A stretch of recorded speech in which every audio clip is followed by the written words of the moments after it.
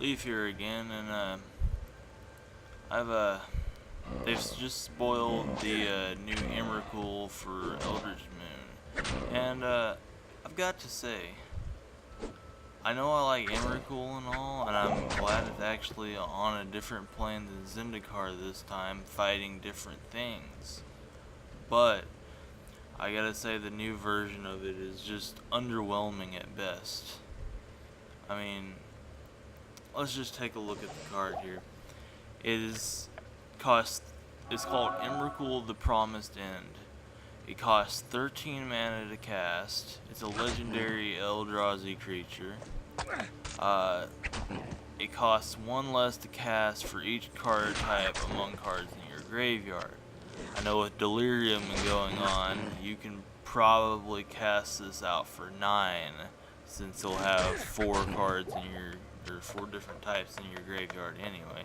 Maybe even less depending on how self-mill you are.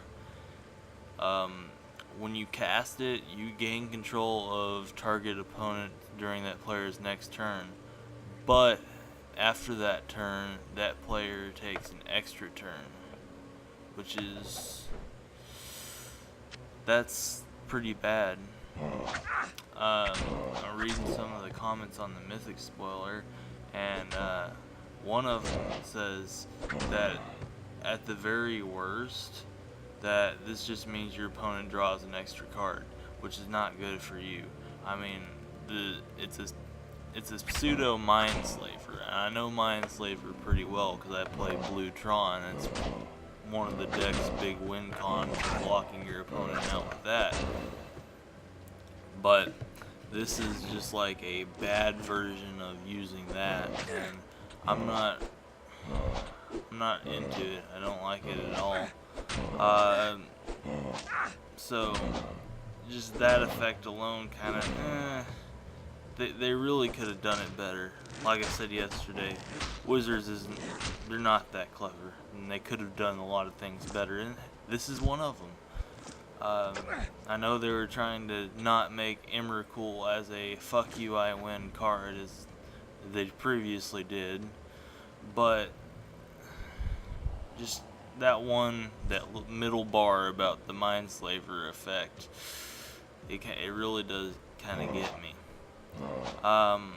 What's more is this creature has flying, trample, and protection from instants. So, you know, even if that ability isn't very good, it's okay.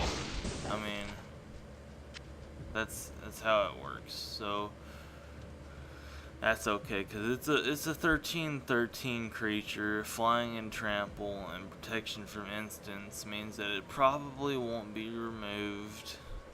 I'm not entirely certain about the protection, that if that means your opponent couldn't counter the spell or not. I think they can, since abilities like that, Hexproof, they don't come in until the card resolves.